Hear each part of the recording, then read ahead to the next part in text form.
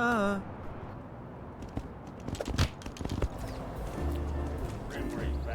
Huh? Ah.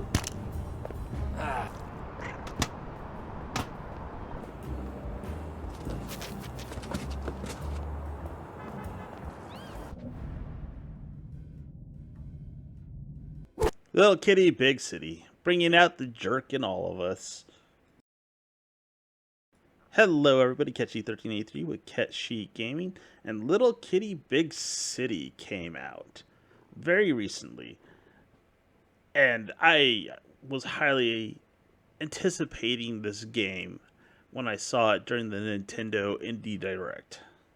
If you haven't figured out, I have a thing for cats, and at first it just looked like it was another game where you get to play as a cat.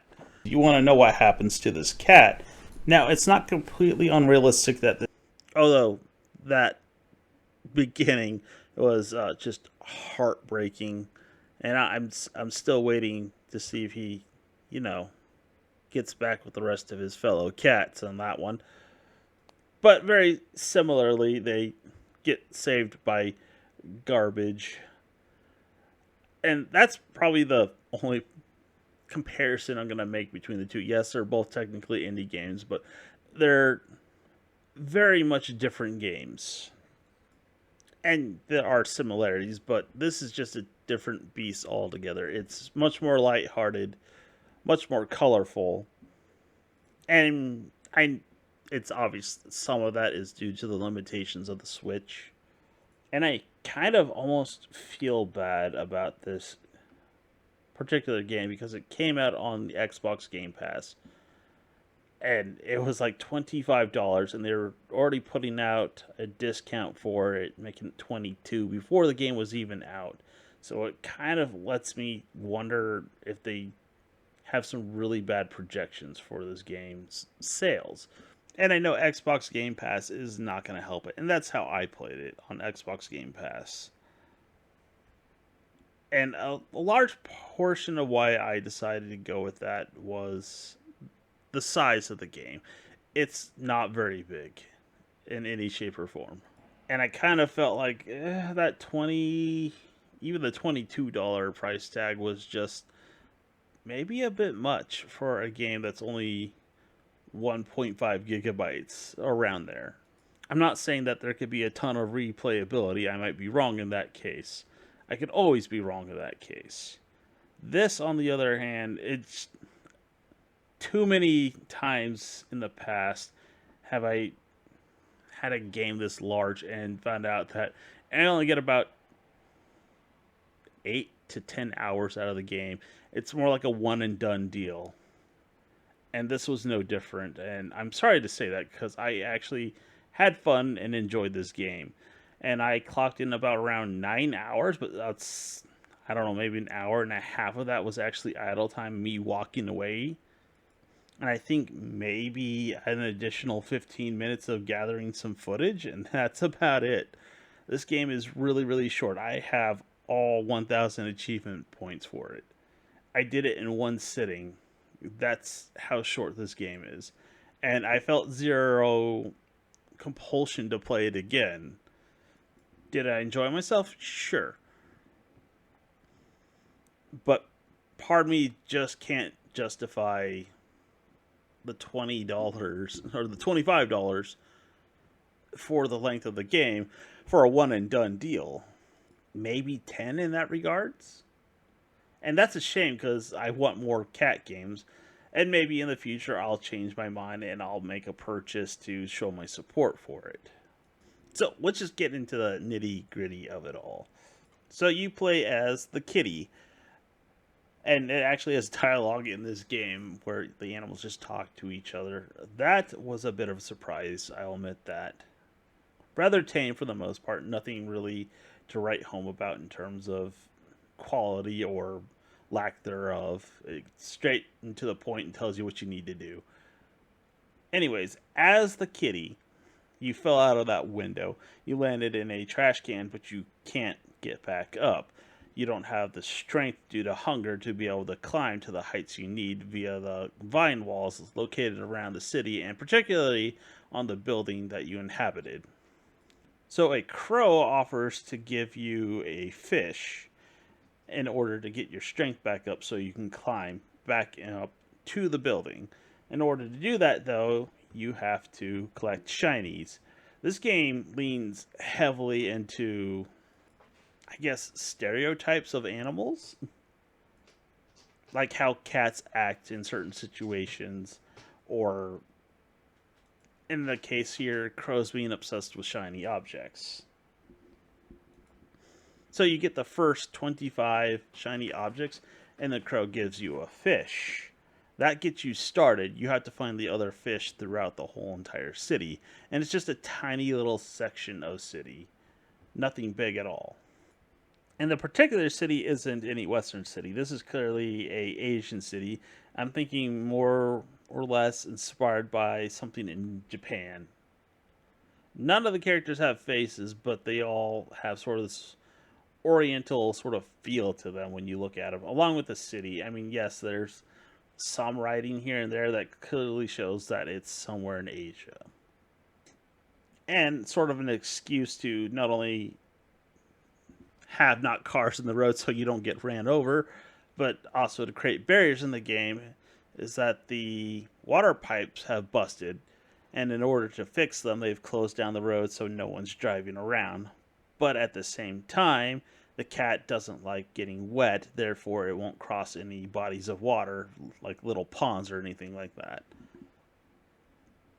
Granted, I've seen cats just swim, and I've had my own cats just cross through puddles of water, no care in the world that they're getting wet, but I guess it's just sort of a clever way of creating a barrier for the game.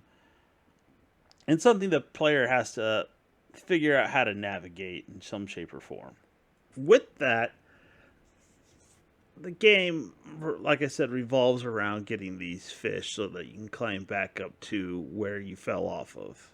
And there's other quests that are along the way that you can just do, and you'll get hats, which they made a really big deal about getting hats during the Nintendo Indie Direct. And honestly, I don't think they were really helping themselves with that presentation. It was a little cringe. They were supposed to be silly and fun, but maybe because I'm just old and cynical, it just made me sort of like, ugh. That was lame. I wish I didn't see that kind of feeling. And I don't know. Personally, it didn't help them, and I sort of suspect that I'm not the only one who kind of feels that way. Now, in terms of overall gameplay, they tried to put in like the most cat things you can do. I had some of them in the intro. In some cases, yes, I was just being an overwhelming jerk. Sometimes not so much. It is actually really easy to more or less ruin somebody's day without intending to ruin somebody's day. Like when you go up to them and they're like, oh, and they bend down to pet you, but then they just keep moving forward and they trip on you anyways. And I wasn't recording at the time, but I left the game idle. And the game still goes when you're in pause. So I paused it thinking everything would stop. It doesn't. It just keeps going. And I could hear in the background people were just constantly tripping over the cat. And then another time, they were just like, for whatever reason, had a bunch of foot traffic down one path where I left the cat and walked into like 5 people constantly just tripping on where the cat was left. I tried duplicating that because I thought it was funny, but I had no success. I admit there's other things the cat does, like you get into the box. That's just something a cat does. And they tie these things to achievements and tasks that you can do around the small section of the city that you're in. Like finding the 5 different boxes, finding the different spots to sleep in, hunting birds. Although, yes, you can keep hunting birds, there's actually a point in which you really don't need to capture that many. I mean, if you want the achievement, yeah, it's like 20 of them, but you don't really need that many after that, or any at all. And I guess it's sort of to encourage people to keep catching birds, they put birds that have a ring around their neck. When you catch them, you get little bits of shinies. But there's even a limit to getting those as well. Now, there is one thing they did add, and that was grabbing cans and putting them to the recycling bin. I don't know if this is like some kind of environmental message to encourage kids to recycle because you get shinies for doing that as well. And I think they went a little overboard in this game because they wanted you to do it 100 times. It just says items, but the only items I could ever get to work in terms of recycling were the cans. And there's only so many loose cans around the city. So it came to a point where I actually started knocking people over intentionally to get them to drop their cans, and I felt a little bad. I mean, yes, you're supposed to be a cat, and it's kind of benign, but it felt a little horrible after a while. And then I learned you can just steal cans out of a machine. And it made it really fast to get that achievement. So I stopped tripping people just to get shinies, or I should say recycle the cans. Didn't care about the shinies by the time I got to that point. It was literally the last achievement that I earned. So in terms of movement, it's actually pretty smooth. The cat is actually well animated. And in terms of jumping, unlike Stray, which I know I said I won't make a comparison, but I feel like this is an apt comparison, where you just hit a button, he jumped wherever like the nearest designated spot is. This one kind of has that. If you get near sort of an edge or something like that, you can just hit A and they'll jump up. But they added um, a jump where you hold it down and you control the distance and where you're going to land, which lends itself to more sort of puzzle elements and trying to figure out where to go and how to get there. So my biggest problem is the game is super easy. And yes, I'm pretty sure I'm not the target audience, not some guy who's graduated from college and then earning his second degree in computer engineering is not exactly someone they're going to target for this game. So the biggest issue is the game is super easy, and I know I'm not the target audience. You know, like a fully grown adult with more or less cognitive abilities is probably not who they had in mind when they made this. And it gets easier once you get the map that you get from the father duck for finding all of his ducklings. And I sort of have this inkling because when I actually finally got into the apartment again, the crow marked some stuff on my map, but I already found everything. Like all the nests. The only thing I didn't find was one hat. But I have this suspicion that it marked the things that I found, like the bird's nest and stuff like that, that I sort of had some trouble finding. I mean, if all you're looking to do is collect the fish and then get back into the apartment, it is a super, super short game. I can't imagine it more than being like an hour. And it's not just like the simplicity of what little puzzles they have and finding everything throughout the city. There's actually, as far as I can tell, nothing that will cause sort of a end game for you. I accidentally fell off the tallest building in the city. Nothing happened to the cat for obvious reasons, but there's no consequences, so to speak. There's some to some degree, like if you go into the construction site and the construction worker catches you, he takes you outside the construction site. I never pissed the lady off inside the store enough to have her kick me out. And I guess to some degree you could say the dogs are some form of conflict, but once you give them a bone, they just go away. So there's nothing there to stop you from just winning. And as much as I hate to say this, this is like getting a participation trophy in terms of getting all the achievements. Now, there's one thing I didn't like, and that was the music. I am not a fan of jazz, which they kept playing in the background. There are exceptions to that, but let's say like The Legend of Zelda, Breath of the Wild, and Tears of the Kingdom, they didn't use jazz, but they just had pianos tinkling in the background, and it kind of just annoyed me a little bit in those games because that was the extent of most of the music throughout the game. And this wasn't any different. It just didn't convey the feeling that I think it should have for a light-hearted game. And I'm not even sure if it's really jazz. Let's go with it because that's what it reminds me of. And I'd say that's probably the only thing that sort of irritated me. Now, there is one aspect I touched on just a little bit, in that when you go up to some humans, like I said, they'll clip through the cat. This isn't the only time I ran into some bugs. This game is actually somewhat on the buggy side. So right here, I walked into the bucket and I clipped through it and I got stuck in it and I was just bringing it around with me. Yes, I got unstuck really fast. And another one, I clipped through some buildings and I got stuck inside a building. I believe I was jumping from the rooftop where the woman has the fish watering her plants to the adjacent one with the, I want to say it's a TV dish. It's just a dish either way that you can sleep on. And I'm not entirely sure what I did, but I clipped through it. I couldn't duplicate it, but here I am stuck inside the building. I had to reload from my previous save to get out. So, when you do eventually actually make it back to the apartment, you are rewarded with a collar where you get to put the name of whatever you want to name the kitty on the collar.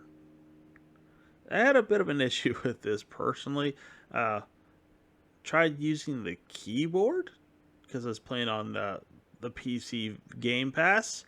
Every time I hit the C button to, spell it Ketchi, it would open up a different menu. The camera, actually, not so much as menu, which really irritated me that